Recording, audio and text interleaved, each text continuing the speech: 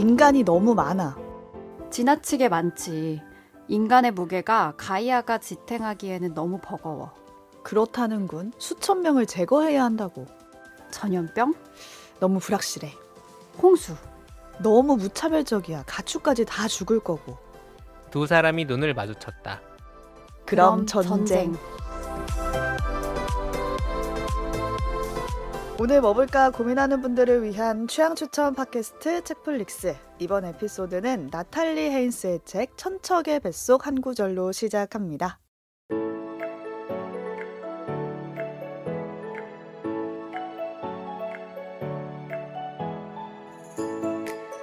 안녕하세요, 책디입니다. 오늘도 책플릭스 함께 만드는 두 분 나와 계세요. 안녕하세요. 연휴에도 이것저것 다 보고 온 본입니다. 이것저것 덕질한 덕필입니다. 네, 오늘 녹음날 기준으로 연휴를 마치고 왜 우린 출근을 해야 하는가? 네, 출근을 했네요. 시작부터 긴 빠지게 할 거야. 네. 아니요. 전 좋은데요. 약간 출근해서 너무 좋아요. 근데 그거 모르세요? 이렇게 긴 연휴를 보내고 회사에 딱 도착했을 때 은근 안정감 느껴져요. 그래요? 돌아올 곳이 있는 그런 느낌인가요? 3일만 일하면 또 주말이. 3일이 뭐야. 3시간 만에 다시 지루해지긴 했지만 그래도 좀 나름 좋습니다. 난 또 저희 회사 지금 오늘 신임 사장님 업무 보고 있는 날이라 보니까 사장님한테 지금 잘 보이려고 이거 모니터 하실까 봐 사장님이. 제가 그런 거 할 줄 아는 사람이면 지금 이 자리에 안 있지 있죠. 않죠. 네, 일단 오늘 오프닝 저희가 좀 오글거리는데도 불구하고 열심히 해봤는데 두 분 어떻게 들으셨나요? 저는 딱 떠오른 영화 속 캐릭터가 있는데 타노스가 떠올랐어요. 맞아요. 네, 그래서 일단은 인간이 지나치게 많다라는 평가를 내리면서 이걸 어떻게 컨트롤해야 하냐라는 논의를 하고 있는 두 인물, 두 캐릭터잖아요. 네. 그래서 뭔가 타노스 친구들인가? 그런 신 같은 존재인가라는 생각을 했고 내용을 아예 모르는 채로 봤을 때 그리고 결론이 전쟁이라는 게 지금 2025년 현재 그 현실을 좀 떠올리게 하면서 소름이 돋았습니다. 그렇죠. 네. 사실 두 가지 생각이 떠올랐는데 첫 번째는 저도 타노스였어요. 왜냐면 이제 인구 조절과 전쟁이라고 하면은 사회과학을 전공하신 분들은 멜서스라는 이름을 배우신 적 있을 수도 있습니다. 누구죠? 인구가 계속 이렇게 늘어나게 되면은 그러니까 간단하게 요약하면 사람이 너무 많아져서 위생 문제가 생기거나 경제적 문제가 생겨서 뭐 빈곤 문제가 생기거나 전염병이 되거나 해가지고 또 줄어들고 그리고 또 그게 해결되면은 또 늘어나고 이제 이렇게 돌고 돈다. 자연스럽게 인구가 조절된다. 그리고 이제 거기서 근데 발생할 수 있는 인구가 줄어드는 계기 중에 하나가 전쟁이 있거든요. 그렇게 된다는 게 좀 생각이 났고 그리고 타노스가 생각이 났죠. 머릿수가 많아서 다들 싸우고 이 비극이 일어나니까 반으로 줄이자 이런 놈이었잖아요. 근데 혹시 두 분한테 궁금한 게 그 전쟁으로 죽이자는 건 누구나 반대를 하겠지만 지구의 인구가 너무 많다라는 의견 자체에는 동의를 하시나요? 동의를 할 수밖에 없는 것 같긴 해요. 지구 입장에서 보면 인간이 가장 나쁘다고 하잖아요. 인간만 없어도 되게 평화롭게 잘 살 수 있는 동물들과 생물들이 많은 것 같은 느낌도 들고 그렇죠? 인간이 지구를 너무 힘들게 하는 것 같기도 하고 그렇죠. 그래서 실제로 이제 아까 보니까 얘기한 것처럼 그 전쟁이 지금의 현실과 연결이 돼 있는 게 있잖아요.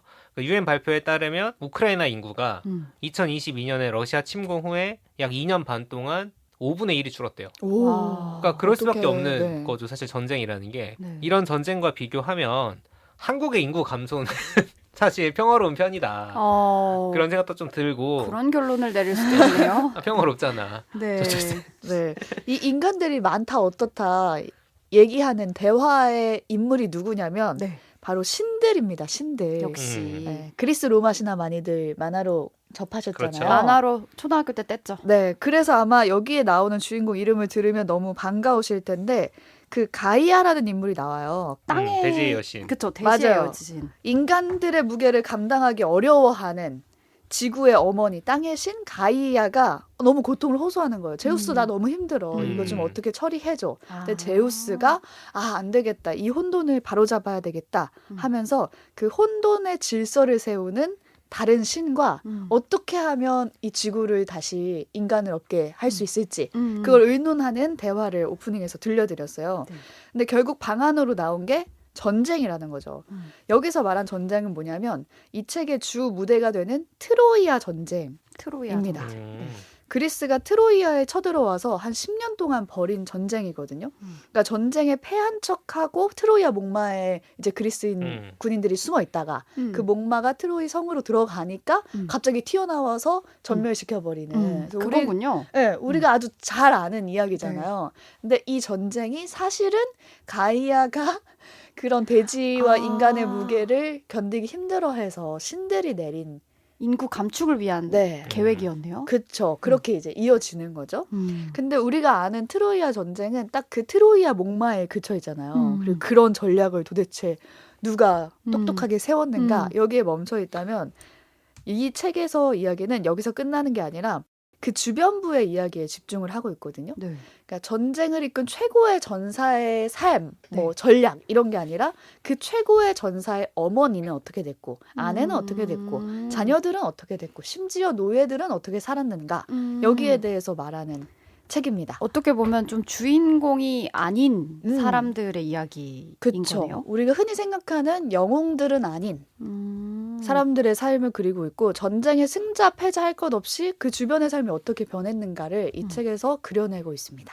오늘 제가 소개해드릴 책의 제목은 천척의 배인데요. 어떤 이야기를 담고 있는지 간단하게 줄거리부터 좀 말씀드리면 네. 일단 인물의 이름을 제가 축약을 할게요. 임의로. 길어? 길어요. 길고 여러분 헷갈려서 이 책 첫 페이지를 펼치면 가게도가 나와요. 이거 시선으로부터 때 봤던 거네. 히라버 수업. 그렇죠. 뭐 어디 그리스인들 가족 가문 이렇게 딱 나와 있고 벌써 트로이아 힘들어. 가문들 이렇게 나와 있는데 그래도 계속 이름이 반복되기 때문에 끝까지 읽으시면은 굳이 그 가게도를 보지 않고도 이해는 가능한 정도의 책입니다. 네. 오프닝에서 봤듯이 신들이 이제 인구를 줄이려고 인간들끼리 싸움을 붙이려고 하는데 그 꾀가 뭐였냐면 그리스인의 아내 중에 진짜 너무 예쁜 사람이 있었어요. 세젤리에라고 우리가 부르는. 저는 지금 세젤리가 사람 이름인 줄 알았어. 저는 그리스어로 세젤리에 아니야. 세상 제일 세상에서 가장 예쁜 사람. 정말 모든 이들이 우러러보는 아프로디테? 거의 그 정도 인간계 아프로디테 정도의 미모를 가진 아내가 있었는데 트로이아인이 그 아내를 뺏어오게 합니다. 그러니까 이웃 국가의 남자와 바람이 나게 하는 거죠. 근데 이 세잘리아는 그리스인들의 남자라면 모두가 사랑할 만한 그런 여자였는데 그 여자가 옆나라 국가 트로이아 남자와 사랑에 빠져서 2주까지 감행해요. 그러니까 도망을 가버린 거죠, 트로이아로. 네, 그러면- 비유를 들려하다가 좀 참았습니다. 네. 뭐 야반도주라고 할 수 있죠. 근데 아내를 뺏긴 그리스인 입장에서는 화는 나겠지만 그렇다고 이게 전쟁을 일으킬 정도의 일까지는 아니지 않아요? 근데 한 나라에 그런 자존심이 걸린 문제일 것 같기도 해요. 그래서 정말 전쟁이 일어나는데 그것도 10년 동안 전쟁을 벌입니다. 이 한 여자를 다시 데려오려고. 긴 전쟁의 결과 그리스인들이 승리를 하는데 그리스인들도 그렇고 패배한 트로이아인도 그렇고 어려움을 엄청 겪거든요. 그 기막힌 사연들을 한 명 한 명 인물의 이름을 대면서 챕터별로 이제 사연을 나누기 시작해요. 그래서 공평하게 제가 각 나라에서 대표 인물 한 명씩의 사연을 골라왔습니다. 먼저 승리한 그리스 쪽의 위대한 전사의 아내 네. 페넬로페의 사연인데요. 이름 들어봤어요. 남편의 업적은 그리스에서 노래로 불릴 정도로 아주 대단한 전사예요. 원래- 이순신 이런 것처럼. 현지화. 네네네. 아주 현지화 남자예요. 네. 그러니까 너무 잘난 사람들은 이제 노래화가 되잖아요. 그죠. 그래서 거기 서사시가 국민들이 막 시를 부르면서 시인들도 막 노래를 할 정도로 유명한 전사인 거예요. 근데 아내 페넬로페 입장에서 생각해 보면 좀 짜증나죠. 왜냐하면 집 나간 남의 그래. 아내를 데리려고 내 남편이 목숨을 목숨 걸고 걸고. 전쟁에 나간 거잖아요. 그렇게 생각할 수도 있겠네요. 그리고 나갔을 때 당시에 이제 갓 태어난 자녀도 있었어요. 그래서 아내가 당부를 하거든요. 당신 가서 괜히 나서지 말고 한 중간쯤에 서 있어라. 앞장서지 말라. 우리 애가 아버지 없이 큰다. 그러니까 살아 돌아와라. 이런 미션을 주는데 네. 그런 말 절대 안 듣죠. 그래서 앞장서서 영웅이 되기 시작해요. 완전 클리셰다. 그래서 떠난 지 10년 만에 전쟁이 끝났다는 소식이 들려오잖아요. 네. 근데 이 영웅 남편은 돌아오지 않아요. 10년 동안 한 번도 못 본 거예요? 한 번도 못 봤죠. 그래서 전쟁이 끝났으니까 돌아올 줄 알았어요. 네. 근데 오는 길에 워낙 앞장을 섰기 때문에 뭐 신한테 잘못도 하고 또 다른 사람도 구해주고 이러느냐고 또 10년을 보내는 거예요. 그래서 20년 동안 얼굴을 못 보고 이 사람이 죽었는지 살았는지도 모른 채 기다리는 거죠. 아이고. 그때 이제 페넬로페는 남편한테 편지 형식으로 글을 쓰기 시작해요. 이런 말이 나와요. 집에 당신 없이 혼자 앉아 아들이 아기에서 아이로 이제 잘생긴 젊은이로 자라는 걸 지켜보면서 제가 아빠를 다시 보는 날이 오긴 할지 생각하고 있으면 어떻겠어? 그것도 영웅적 기질 없이는 불가능한 일이야. 기다림이 내가 감내해야 했던 일 가운데 가장 가혹한 일이었어. 사별하고 비슷한데 죽었는지 아닌지 모르겠다는 점이 다르지. 이런 식으로 편지를 씁니다. 이런 페넬로페의 기다림보다 더 가혹한 쪽이 있다면 이제 패배한 트로이아 쪽일 텐데요. 여긴 또 장난 아니에요. 한 명 누구 사연을 가져왔냐면 똑같이 그 페넬로페처럼 남편이 영웅이에요. 근데 엄청 잔인하게 죽임을 당하고 아이고. 그 후에 자기는 아이들과 노예로 끌려가는 안드로마케라는 여성의 사연입니다. 끔찍한 건 누구의 노예로 끌려가느냐 이 부분인데 남편을 죽인 자의 아들 네오의 성노예가 돼서 끌려갑니다. 근데 더 끔찍한 건 네오라는 사람은 또 누구냐? 남편을 죽인 적의 아들인 동시에 안드로마케의 아들을 자기가 눈앞에 보는 앞에서 해안 절벽으로 던져버린 사람이에요. 근데 이 사람 옆에서 평생을 살아야 한다는 게 너무 기가 막힌. 네, 상상할 수도 없는 네. 극단적인 상황인데. 근데 여기서 한술 더 뜨면 나중에 이 네오의 아이를 안드로마케가 임신하기까지 해요. 그때의 안드로마케의 마음을 글로 적은 게 있는데 안드로마케는 극심한 죄책감을 느꼈다. 왜냐하면 이 모든 일에도 불구하고 형언할 수 없는 작은 기쁨의 불꽃을 느꼈기 때문이었다. 이미 오랫동안 자신의 것이 아니었던 몸이 마침내 위안을 주고 있었다. 안드로마케에게는 사랑할 수 있는 것이 아무것도 남지 않았고 떠올리기 너무 고통스러운 기억밖에 없었다. 그런데 이제 무언가가 있었다. 그래서 한편으로 두려움, 혐오감, 분노, 죄책감을 느끼면서도 그 불꽃이 안드로마케의 몸 안에서 계속 타올랐다. 아이는 사랑할 수 있다는 거죠? 사랑할 수 없을 줄 알았는데 그러니까. 이게 참 희한하게 그쵸. 죄책감을 느끼면서도 내 아이가 위안이 되는. 너무 복잡한 마음이네요. 그쵸. 정말. 이 절망적인 상황에서 안드로마케에게 타올랐던 작은 기쁨의 불꽃을 좀 다시 말하면은 희망? 이렇게도 표현할 수 있을 것 같거든요. 혹시 절망 가운데서 희망을 본 적 두 분한테도 있을까요? 야, 이거 무게감이 장난이 아니네요. 여기에 비할 건 저는 아니지만. 안드로마케의 심경을 읽어주실 때 기쁨이라는 단어가 첫 문장에 나올 거라고 상상도 못했거든요. 그쵸. 좌절, 절망 이런 걸 줄 알았는데 근데 제가 오늘의 그 질문을 듣고 든 생각은 오히려 절망적인 순간이야말로 희망이 가장 존재감이 크게 드러나는 때가 아닌가. 그러니까 그 작은 기쁨이나 작은 희망이 가장 크게 보이고 그러니까 어떻게 보면 절망이 희망의 조건이다. 라는 생각도 드는 거예요. 그래서 그 질문을 주셨을 때 저는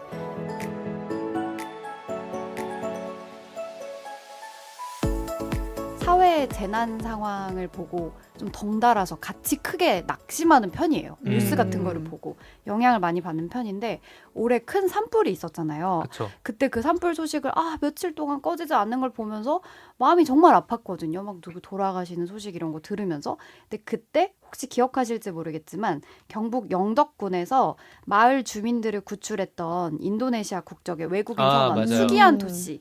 그분의 사례가 딱 이 질문을 듣고 떠올랐습니다. 그때 그 막 연기가 자욱한데 그 어르신들 막 가서 깨우고 그쵸. 직접 막 업어가지고 구출시켰다는 그분 얘기를 뉴스 한 꼭지로 이제 들으면서 맞아. 지금 이렇게 모든 게 파괴되고 모든 게 다 사라지는 상황만 진행되고 있는 게 아니라 그 와중에 이런 누구를 살리고 희망을 주는 이야기도 동시에 진행되고 있다라는 사실이 저한테는 어떤 느낌이었냐면 수기한토라는 한 명의 영웅에 대해서 감사하게 된 게 아니라 이런 비슷한 사람들이 모든 순간에 비슷하게 다 있었을 것 같다는 생각이 드는 거예요. 뭐 비슷하게 자기 이웃들을 깨워준 사람도 있을 거고 아니면 뭐 먼저 가서 도와준 사람도 있을 거고 그래서 그걸 보면서 우리나라가 망하진 않겠다. 좀 이상한 결론이지만 근데 맞는 말이죠. 정말 절망적인 순간에도 어떻게 보면 특히나 그 인도네시아 국적의 수기안토 씨는 사회적으로 보면 약자에 속하는 분이잖아요. 거기서 일을 하고 있었고 또 멀리 와가지고 혼자 지내고 있는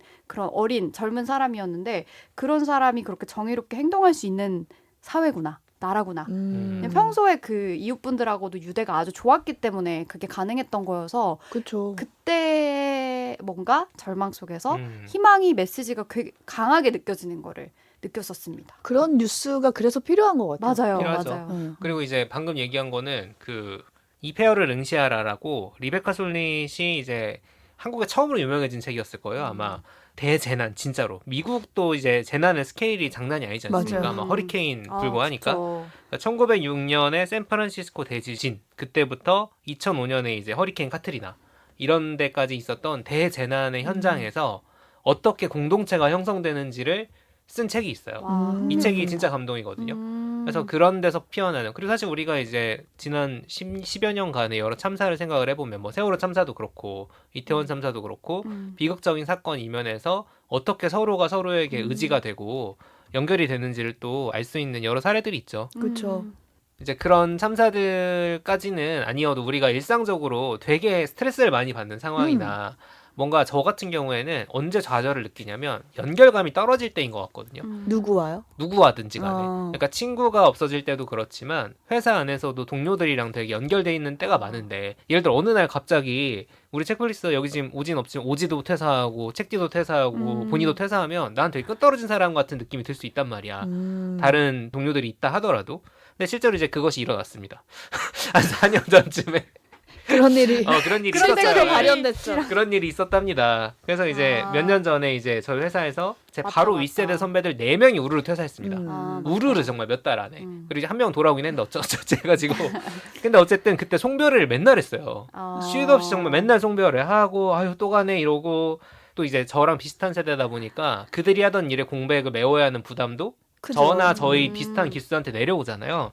너무 힘들었어. 그때 진짜 아 정말 절망의 끝이다. 안 되겠다 이 회사는. 여기서 희망을 볼 수가 없다. 왜냐하면 그리고 그게 뭐가 문제냐면 서로 약간 마치 베르테르 효과처럼 맞아, 어. 맞아. 그게 생겨요. 나도 가야 되나? 흔들리지 않았었나요? 저는 그들보다 먼저 흔들렸다가 오히려 선구자였다. 근데 이제 그때 뭔가 희망이라고 할 수 있진 모르겠지만 이런 사태가 벌어지면 이게 회사 차원에서 일종의 메시지가 된다. 그러니까 이들이 이렇게 줄줄이 나간 이유가 무엇일까? 사태가 된다. 그치. 그래가지고 약간 한 명 나가고 뭐 아유 쟤 또 나가 이런 상황이 아니라 집단적으로 그래 버리니까 그러니까 오히려 정말로 어둠이 짙을수록 빛이 밝아지는 거야. 작은 빛조차 되게 커지는 거야. 그러게요. 작은 어둠은 주목받지 못하네요. 주목받지 못하지. 그냥 아유 쟤 또 저런다 이런 정도인데 이제 그게 확 메시지가 돼버리니까 이런저런 변화들이 잠깐 있긴 했고 저희 셋이 같이 했던 오뜨밀이라는 프로그램도 사실 이 사건이 다는 아니지만 저는 그 연장선에 있었다고 생각을 해요. 그런 게 왜 가능했을까? 이렇게 보수적인 회사에서 그런 게 가능했다라는 거는 일종의 기회가 됐다. 위기가 기회가 됐다. 그때 제가 느꼈던 건 뭐냐면 저는 사실 컨텐츠 중에는 겨울왕국 2에 2 보셨나요 혹시? 봤죠. 겨울왕국 2에 보면은 그 주인공 자매 중에 안나 둘째가 막 엘사도 어디 가고 없는 것 같고 막 다 죽은 것 같고 막 저 그때 울었어요. 그때 이제 동굴에 혼자 갇혀가지고 이거 어떡하지 하는 상황이 있어요. 그때 부르는 노래 제목이 Do the Next Right Thing이에요. 맞아, 맞아, 이게 맞아. 진짜 할 수 있는 일이 없어. 거기서 근데 그냥 울고 있을 거야? 나는 그 다음 할 일을 해야지 하면서 그치. 가는 거지. 예를 들어 책디가 지난주에 소개했던 그 원경. 음. 원경에서 불이 났으면 그냥 다른 목적 때문에 산을 오르더라도 잔불이 있으면 정리하면서 가는 거지. 그런 식으로 그냥 차근차근 내 다음 할 일을 생각을 해야지 잃어버린 거에만 이제 집중하고 있으면 그러니까 절망은 물론 절망대로 감각은 하고 있어야 되고 슬픔은 느껴야 하지만 동시에 do the next right thing을 항상 생각을 한다. 와. 그러면 그 다음에 무언가 다시 시작할 수 있다. 그런 것들을 몇 년의 경험에 걸쳐서 깨닫게 된 것 같아요. 와, 두더 넥스트 라이팅 대선 어. 출마하는 느낌인데? 아니, do the next right 같기도 thing 이런 하고. 거지. 계엄이 벌어졌어. 그럼 집회에 나가는 거야. 우리가 뭐 하겠냐? 우리가 뭐 할 수 어떻게 있는 할 걸 수 하는 없잖아. 거죠. 그 겨울왕국 2 말씀하시니까 저는 아니다 아니에요. 나중에 이렇게 하지 나중에 마. 아이템으로 가지고 올게요. 나중에 얘기하죠.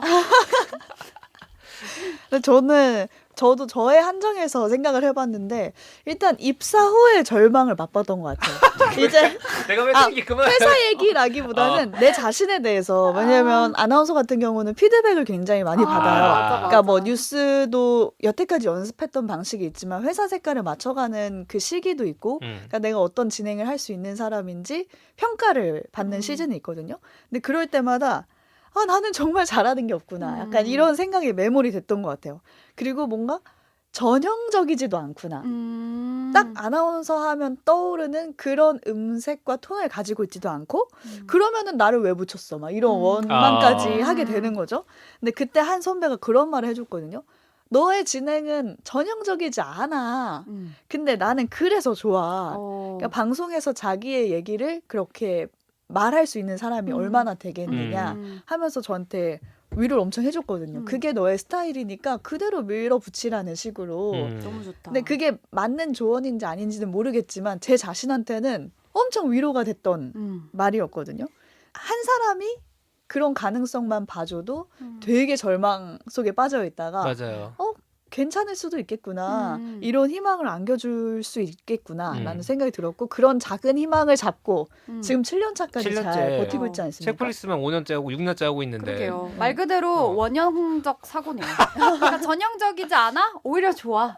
그게 내 그렇게 특별함이야. 이렇게 생각하는 거네요. 그거를 스스로 하기 힘들 때 남이 그걸 또 발견해주면 그래. 너무 감사한 거죠. 중요한 거죠. 맞아, 맞아.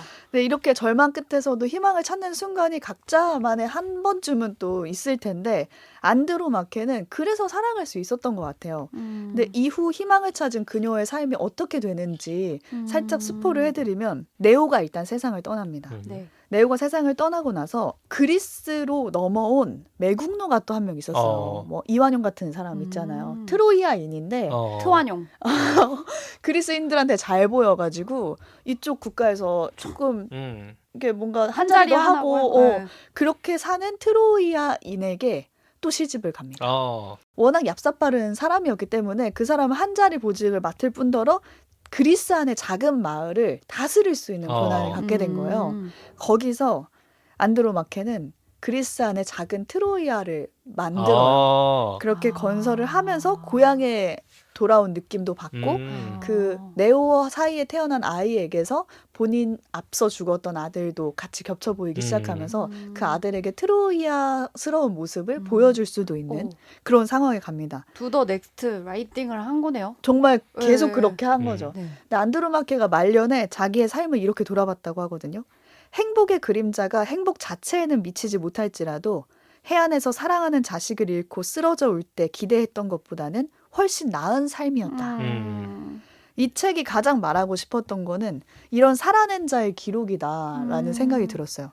그러니까 전쟁에 참전해 죽은 자들뿐만 아니라 그분들도 물론 영웅이고 대단하지만 그 속에서 살아낸 자의 이야기를 우리는 접하기가 굉장히 어렵단 맞아요. 말이에요. 근데 이걸 소설으로나마 좀 잘 풀어낸 것 같고 너무 좋네요. 20년 동안 긴 기다림으로 산 페넬로페나 적의 아들의 노예가 된 안드로마케의 삶 또한 굉장히 영웅적이다. 네. 이 책은 그렇게 표현을 하고 있어요. 그 페넬로페의 첫 번째 편지였나요? 네. 글을 읽어주셨을 때 제가 너무 좋아서 적어놓은 부분이 당신을 기다리는 것. 그러니까 10년 동안 떠나간 남편을 기다리는 것도 영웅적 면모가 필요한 일이다라고 표현을 했잖아요.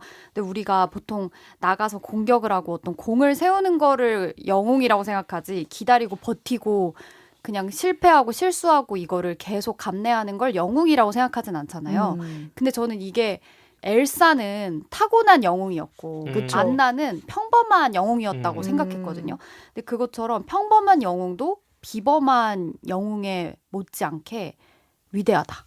그런 생각을 하게 됩니다. 주인공은 안 나죠. 그래서 우리는 맞아. 마법을 부릴 수 없으니까 우리는 맞아. 사람이잖아. 맞아. 그렇죠. 좀 더 이입할 수 있는. 이입이 많이 됐어요. 그 본의의 말처럼 작가도 그 얘기를 계속 던지고 싶었던 것 같아요. 작가의 말에 이런 구절이 있거든요. 나는 독자들이 영웅심이란 우리 모두에게 깃들어 있는 것이라고 느끼기 바란다. 특히 상황이 영웅심을 요구할 때는 누구나 영웅심을 발휘하게 된다. 라고 말을 썼어요. 그러니까 영웅심 자체가 누군가의 전유물이 아니라 일상을 살아내고 버텨내고 힘들더라도 꿋꿋이 하루하루를 지내고 있는 그 삶 자체. 그걸 영웅적이라고 인정해주는 책이구나. 이런 생각이 굉장히 많이 광화문 들었습니다. 교보문고 앞에 붙어 있을 것 같은 당신이 영웅입니다. 이거 맞는 말이죠, 사실. 시스템이라는 게 다 평범한 사람들이 지탱하고 있는 거잖아요. 완전 최근에 맞아요. 이제 핫한 어른 김장관 같은 다큐에서도 많이 나왔지만 그 코로나 때도 사실 맞아. 간호사분들이나 그 현장에 지켰던 의사들이 없었으면 우리가 그거 어떻게 넘어갔겠어. 저는 이거를 어제도 느낀 게 어제 제가 메가커피 말해도 네. 되나요? 메가커피를 팟캐스트 때 갔어요. 정말 사람이 많은 거예요. 연휴 오. 마지막에 막 가족들이 막 대가족들이 오고. 음. 근데 저는 아메리카노 하나 시켜놓고 그 밖에서 이렇게 기다리고 있었거든요. 정말 바쁜데 그 알바분들이 직원분들이 일하는 걸 보는데 와 진짜 미쳤다. 너무 잘해. 이분들의 효율. 여기서 아. 시킨 사람 저기서 시킨 사람 뭐 아이스 아메리카노 혹은 막 이거 적립하세요. 이걸 모든 거를 샷을 내리면서 막 동시에 이걸 다 하시는데 이분들을 보면서 이분들이 여기서 충실히 일하는 거 그 누구도 칭찬해주지 않지만 이분들이 이렇게 하고 있어서 지금 모두가 이 커피 마시러 오는 즐거움을 동시에 느끼고 있구나. 연휴의 영웅. 그래서 맞아요. 그래서 전 진심을 담아서 감사합니다를 아. 말하고 왔죠. 아, 이럴 줄 알았으면 연휴 때 생방을 했어야 되는데. 뭔 소리야? 그러면 영웅 되려고. 영웅 되려고. 난 어제 녹음의 생방했는데? 영웅. 나 어제 막방 생방했어. 오. 또 생방을 해요. 비교되게. 축하드립니다. 아니요, 생방이 축하드립니다는 뭐야? 생방의 영웅, 녹음의 영웅과 함께하고 계십니다. 네. 그리고 어쨌든 초딩 때 그 그리스 로마 신화 만화로 접했던 분들 있잖아요. 맞아, 맞아요. 그런 분들은 각가지 신들도 만나고 뭐 헤라, 아프로디테 다 나오거든요. 여러분 최애는 누구였어요? 전 아프로디테였던 것 아테나였는데 같아요. 나는. 아, 멋있잖아. 그리고 어. 달과 함께 다니는 여신 한 명 아, 있었는데. 달과 함께 다니는 게 누구였죠? 진짜 아르테미스 이뻤는데? 몰라. 아르테미스. 걔였나 보다. 약간 세일러문 감성이고 전 데메테르를 제일 좋아했습니다. 네, 그렇다고 이런 얘기도 할 수 있는 소설이긴 디오니소스지. 하지만 풍악을 올려라. 너 때문에 흥이 다 깨졌잖아. 다시 새롭게 읽는 네. 그리스 로마 신화가 될 수도 있고 트로이아 전쟁도 다시 보는 책이 될 수도 있어서 추천드립니다. 근데 트로이아랑 같은 거예요. 아까 같은 거예요. 영화 아. 있잖아요, 트로이. 그 사실 얘기예요, 그 얘기. 아까부터 궁금했는데 좀 무식해 보일까봐 못 물어보고 있었어요. 잘하셨어요. 일상을 버텨낸 영웅처럼 일상의 궁금증을 저의 해결하는 영웅적 영웅. 면모로 네. 참았습니다. 그리고 이 책을 쓴 사람이 나탈리 헤인스라는 작가거든요. 직업이 다양한 게 굉장히 특징인 것 같아요. 원래는 글도 쓰고 방송도 하는 방송인이래요. 근데 고전 학자이기도 하고 멋있다. 코미디언이기도 하다고 하더라고요. 그래서 뭔가 재밌겠네. 알쓸 신잡에 나오는 패널 같다. 그런 느낌일 것 같다. 내 전공 분야가 있으면서 그걸 말과 글로 굉장히 잘 풀어내는 사람? 그러면은 이 나탈리 헤인스라는 작가가 그리스 로마 신화를 읽고 여성 인물들을 보고 혹은 좀 조변화된. 그 조연들의 이야기를 다시 썼다라고 생각하면 되는 거네요. 네, 그걸 굉장히 소설화를 잘 한 것 같아요. 너무 네, 재밌겠다. 꼭 보셨으면 좋겠습니다.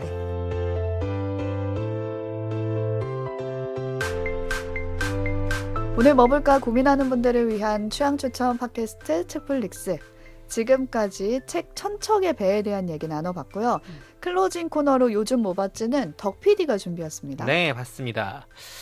사회학자 오찬호 작가의 세상 멋져 보이는 것들의 사회학이라는 오. 책을 봤습니다. 오, 너무 사회학? 재밌겠는데? 세상 멋져 보이는 것들의 사회학이잖아요. 말 그대로 되게 팬시해 보이는 거, 뭔가 혁신이었다라는 것들에 대한 역사적, 사회적 지식을 정리한 책입니다. 뭐 이게- 애플, 아이폰 이런 것도 있나요? 아이폰까지는 안 나. 스마트폰은 있죠.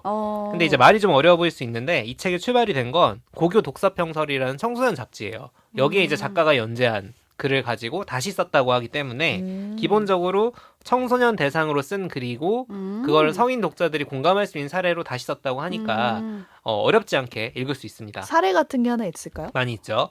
소재가 되는 건 주로 처음 나왔을 때 혁신으로 취급받던 것들이에요. 예를 들면 우리는 너무 일상적으로 쓰는 수세식 변기. 그게 없었다가 처음 나왔을 때를 생각을 해봐. 진짜 근데 어. 이건 혁신은 그치. 애플은 장난이야. 스마트폰도 그러니까 있어요. 요강 쓰다가 그치. 그러니까. 푸세식 쓰다가. 와 진짜 그리고 피임약, 오. CCTV, 아파트, 에어컨, 비행기 이런 것들 있고 총 15개인데 그중에는 또 사물이 아닌 시스템도 있어요. 뭐 프랜차이즈, 플랫폼 노동 뭐 이런 건 시스템이잖아요. 네. 프랜차이즈도 없었구나. 그런 것들이 왜 혁신이었는가? 뭐가 불편했는데 뭐가 편리해져서 그런 것들을 혁신이라고 그땐 불렀고 근데 과연 진짜 그게 혁신일까? 라고 했을 때 누군가에게 편리해지고 누군가에게 불편해진 건 아닐까? 역시 사회학자는 사회학자죠. 우리를 실망시키지 않는다. 그리고 편리를 택하면서 우리가 잃은 건 무엇일까? 이제 이런 것들을 쫙 정리를 합니다. 예시를 하나 들어보면 우리가 쾌적하다라는 표현 우리 지금은 많이 쓰죠? 이 표현을 자주 쓰기 시작한 게 언제부터쯤일 것 같으세요? 에어컨이 나오고 나서. 에어컨이 나오고 나서 대충 언제쯤일까? 맞추고 싶어요. 본인의 잠깐만요. 추리시 한번 해봅시다. 에어컨이 나오고 나서는 자, 그래서 네이버 비슷한- 뉴스 라이브러리에서 1920년대부터 신문 기사를 확인할 수 있대요. 아. 근데 쾌적하다라는 표현은 과연 몇 년대부터 많이 쓰였을까? 1980년대. 왜요? 이거 우리나라 기준인 우리나라 거죠? 기준, 우리나라 기준. 그때 이제 올림픽, 서울 올림픽을 아. 준비하면서 이제 외국인들을 맞이하자면서 막 뭐 이렇게 깨끗하게 치우고 이런 것들을 했잖아요. 막 호텔 그러면서 이런 이제 데다- 쾌적이라는 프레임을 처음 미디어에서 쓰기 시작했다. 그렇군요. 1990년대. 90년대. 왜냐면 응답하라 보면은 에어컨이 안 나왔던 것 같아요. 없어. 그땐 진짜 부잣집들만 아, 있었으니까. 그럼 쾌적이라는 감각을 느끼려면은 어. 한 있어야 90년대는 된다. 들어와야 된다. 어쨌든 신문이라는 건 조금 빠르니까 70년대부터 유의미하게 늘어는 났다. 오. 근데 이제 그렇죠? 지금 짚은 건 맞는 말이에요. 둘 다 맞는 말인 게 이 불쾌지수라는 표현 자체가 에어컨이 대중화되면서 등장한 표현이고 사실 에어컨이라는 게 없을 때는 없는가 보다. 맞아, 맞아요. 덥다 힘들다. 왜냐면 저는 중학교 3학년 때인가 에어컨이 들어왔어요. 우리 학교에. 1, 2 때는 없었어. 그럼 그냥 더워 힘들어 막 짜증나 이제 이러고 그냥 있었는데 에어컨이 한번 들어왔어. 맞아. 그럼 없을 때 더 짜증나. 그 고장 나면 난리. 저희 엄마 아빠가 그런 말씀 정말 많이 어. 하세요. 옛날에는 연애할 때 카톡도 없고 없지, 문자도 없지. 없고 그치, 이래서 그치. 그래서 싸움이 없었대요. 그러니까 뭐 연락 가지고 싸울 수가 없어. 야 그리고 애틋하잖아 너무. 너무 애틋하고 서로 보고 싶으니까. 만나면 너무 좋고 어. 그리고 막 제가 그런 거 물어본 적 있거든요. 옛날에 구글 맵도 없고 없지. 막 뭐 내비도 없는데 지도 뽑아서 가야지. 여행은 어떻게 다녔어? 그냥 해외 가면 모르는 사람 붙잡고 그냥 나 이거 좀 알려주시오 알려주세요 해가지고 하고. 그게 너무 재밌었대요. 지도책을 다 들고 다녔어요. 그래서 한 번도 이게 불편하다는 생각을 그렇지. 오히려 못했고 한국이랑 연락이 다 끊기니까 그래서 더 더 좋지. 재밌었대요. 그치. 네. 근데 지금은 구글 맵 어디 안 터져. 그러면 안 가고 싶잖아. 안 가고 싶죠. 안 가고 싶은 상황이 되죠. 그래서 과연 이 에어컨이라는 게 있어서 좋은 건 무조건 맞는 말인데 그걸 부정하진 않아요. 근데 이제 과연 어떤 것들이 불쾌지수라는 것들을 만들었고 그게 어떤 사회적 분위기를 만드는가에 대한 얘기도 좀 있고 찐득찐득찐득해요. 그러니까 이거. 그리고 이제 역사적인 얘기도 해줘요. 왜냐면 막 좀 재밌는 걸 알려줘야 될 거 아니야. 그래서 에어컨 같은 경우에는 미국의 국립공학학술원 기준 20세기 가장 위대한 업적에서 10번째래요. 캐리어 어. 선생님. 캐리어 선생님. 네. 근데 이게 그냥 우리가 생각할 땐 더위로 인한 사망자가 줄었으니까 그럴까 싶은데 수술실 아. 에어컨이 안 없었으면은 이 되지. 외과 수술을 통해서 아. 살아날 수 있는 사람들이 얼마나 많이 죽었을 것인가. 그게 있죠. 음. 그게 있고 또 에어컨이 없는데 과연 자동차가 혁신일 수 있을까? 한여름에 자동차 타고 돌아다닌다고 생각해봐. 저 열이 에어컨 나니까. 없는데. 컴퓨터도 미쳐버리죠. 마찬가지죠. 그쵸. 그래서 이게 다 연결돼 있다는 거야. 에어컨이라는 거 하나의 발명이 이 정도로 많은 영향을 끼쳤다. 그리고 이제 여기에 에어컨이 어떻게 처음에 만들어졌는지 그 당시 사람들 반응은 어땠는지 이런 걸 다 알려줍니다. 그야말로 에어컨에 대한 TMI의 집대성이다. 그리고 이제 아마 연식이 좀 있으신 분들은 들어봤을 프레온가스라는 말이 있습니다. 이게 에어컨 냉매의 필수적인 요소예요. 근데 얘가 오존층을 뚫어버린다고 해서 문제가 됐어요. 그러니까 제가 되게 어렸을 때 뉴스데스크 뭐 이런 데서 프레온가스를 사용을 규제를 해야 되네 말아야 되네 막 이런 얘기가 나왔던 그럼 기억이 에어컨 나거든요. 사용 규제로 이어지나요? 이게? 그렇죠. 그냥 이거는 확실한 과학적 사실이 됐어요. 프레온가스를 쓸수록 오존층이 뚫려. 그러니까 문제가 생기는 거예요. 어머. 근데 그게 드러나는 과정에도 막 누가 뭘 발표를 하려고 하는데 아. 막고 뭐 이런 정치적 드라마도 있고 그리고 이렇게 쓰다가는 인류 다 죽어라고 결론이 난 게 87년이래요. 근데 그럼에도 불구하고 이거를 단번에 다 없앨 수가 없으니까 2010년이 지구 전체에서 이게 없어진 해래. 그러면 대체제를 마련한 거예요? 마련해서 이제 쓰는데 37년 동안은 그냥 완전히 없어지진 않은 채로 남아있는 거야. 그러니까 계속 뚫고 있었던 거야 그냥. 그래요? 그래서 그러니까- 가이아가 힘들어했던 거예요. 그러니까 인간이 문제다 결국에는. 아니 그래서 이렇게 점점 더워진 거군요. 뭐 아마 그런 영향도 있지 않을까 싶은데 그래서 이게 얼마나 무언가 하나 혁신이라고 나왔는데 걔가 너무 편리해버리면 그게 무슨 단점이 있어도 한꺼번에 그걸 없애버릴 수 없는 그런 것들까지도 보여줍니다. 그러니까 틱톡을 지금 한꺼번에 금지시킬 수 없는 것처럼. 그렇죠. 그 유튜브 그만 보라고 맨날 주장하는 지금. 저 그리고 양심 고백할 거 있는데 버블 구독했던 거. 그랬어요. 네. 일주일 만에. 큰일이다 정말. 아무튼 이제 에어컨이라는 어떤 혁신의 결과물에 대한 TMI들을 되게 재밌게 풀어내는 동시에 그 역사와 사회적 맥락에서 생각해 볼 점을 끄집어내는 그런 이야기가 있는데 그게 총 15개. 들어있는 단순히 거예요? 뭐 청소년을 위한 창업 전혀 창업 아닙니다. 장려 전혀 이런 아니에요. 느낌은 네. 아니네요. 오히려 이거 독서 토론 수업이나 이런 데 쓰기 되게 좋았겠죠 아마도. 이거를 그래서 15개를 한꺼번에 읽기 좀 빡세고 저는 이제 곁에 두고 하루에 하나씩 읽었어요. 오늘은 자동차, 뭐 오늘은 냉장고, 오늘은 에어컨 이런 식으로. 그러면은 꽤나 지적 허용을 채울 수 있는 동시에 좋은 시민이 되어가는 기분을 느낄 수 있습니다. 죄책감이 느껴지거나 그렇진 않아요. 죄책감을 느낄 수 있는데 그거를 그러니까 다 없애야 되고 다 나쁜 거예요라고 말하는 책은 절대 아니에요. 그러니까 딱 이 질문에 한 거야. 제가 편리를 최근에 택하면서 우리가 잃은 건 뭘까를 생각을 해봐야 보완을 할 수 있다라는 얘기를 하는 책이기 때문에 막 그럼 난 아파트도 안 살고 뭐 이럴 그래야 순 돼? 뭐 없죠. 이런 거 프랜차이즈 아니고. 불매하고 이런 얘기하는 책은 전혀 아닙니다. 제가 최근에 저장해놓은 짤 하나가 생각이 나서 너무 보여드리고 싶은데 이 책이랑 좀 맞닿는 내용인 것 같거든요. 뭐였냐면 어렸을 때 어디 이사 가면 새로운 동네 이사 가면 가장 먼저 뭐 했는지 혹시 기억나세요? 떡 돌렸잖아 부모님이. 그건 내가 한 건 아니니까. TV 연결. 애가 의외로 이거. 그 동네에 동네 배달만 배달 그거. 책자를 옛날에 얻는 배달 책자 거였어요. 있었지. 예. 근데 요즘에 배달 수수료나 뭐 포장 수수료 이런 거로 말이 많았을 때 사람들이 이때로 다시 돌아가자라고 하면서 이 배달 책자를 다시 도입하자. 지역별로. 상인회 이런 데서 하니까. 그렇죠. 그러면은 상인들한테도 도움이 되고 바로 올 수 있으니까 전화로 할 수도 있고 오히려 이게 되게 선진화된 방식이었다라는 얘기가 나오고 있는데 제가 그때 우리가 이 배달 앱이 편하니까 그 편리라는 이유로 다른 옵션을 지워버렸잖아요. 아예 돌아갈 수 있는 길을 지워버려서 이제는 수수료를 내지 않을 수 있는 방법이 없어져 버렸잖아요. 그렇죠. 그래서 편리는 곧 어떤 독점이나 어떤 다른 경쟁자들을 완전히 배제시켜버리는 그런 결과를 낳을 수도 있다. 짜장면 집에 전화해서 먹던 우리 집 번호를 알아서 그냥 이제 뭐 시킬지 알고 그랬거든요. 뭔지 아시죠? 치킨도 뭐 네, 시킬지 그죠, 그죠. 알고. 그때가 좀 그리워졌었어요. 그러니까 결국에는 누군가에게 편리해지는 게 누군가에게 불편해지는 거고. 근데 그래서 과연 그러면은 배달의 민족을 만드는 게 악한 거냐? 그렇죠. 또 그건 아니죠. 아니잖아요. 그러니까 결국엔 네. 상생인데 요즘 전 무슨 생각을 하냐면 그런 배달 관련 이슈들을 보면은 원래는 저는 배달의 민족이 뭐가 혁신이라고 생각했냐면 원래 배달이 안 되던 집까지 배달이 되잖아요. 옛날에는 따로- 중국집, 치킨집 이런 거였는데 이젠 카페까지 배달이 맞아, 되잖아. 맞아. 그리고 기사 고용을 안 해도, 안 해도 맞아, 되지. 맞아요, 맞아. 그런 게 있는데 저는 오히려 이 지금 보니가 말한 상인애들이 다시 뭘 할 수 있다라는 것도 배민이라는 그게 생겼기 때문에 지금 뭐가 생겼냐면 배달 대행업 같은 게 생겼어요. 배민 자체 라이더가 아니어도 또 맞아요. 다른 게 생겼잖아요. 그러면 맞아요. 이들과 상인회가 손잡으면 배민을 거치지 않고도 저 시스템을 쓸 수 있는 거야. 그렇네요. 근데 이거를 하려면 우리는 배민이라는 걸 한번 거쳐 왔어야 되지. 그러니까 여러 가지 정말로 절대 악이고 절대 선인 건 원래 없는 것이다. 그냥 변해가는 것이고 그 와중에 누가 불편을 겪고 있거나 누가 손해를 특히 보고 있으면 어떻게 보완해줄지를 찾는 게 필요하다라고 생각을 해야 되는데 그 시각을 주는 책이에요. 그러니까 재밌네요. 진짜 독서 토론용이네요. 완전 좋아요. 그래서 이제 집에 이제 논술 좀 준비시켜야 되는 아이가 자녀가 있으신 분. 있거나 진짜 좋은데요? 왜냐 초등학생 이렇게 좀 빡셀 수 있는데 있거나 아니면은 그냥 약간 좀 지적 허용을 내가 채우고 싶다. 왜냐면 에어컨 보면서 야 저 에어컨이 언제 나오는지 알아부터 김구라식 토크를 좋아하는. 시작을 하고 싶다면은 이 책 한번 읽어보시길 추천을 드립니다. 가족끼리 토론할 주제로도 좋을 것 같아요. 저희 가족은 이미 저한테 좀 질렸는데 그래도 읽어보겠습니다.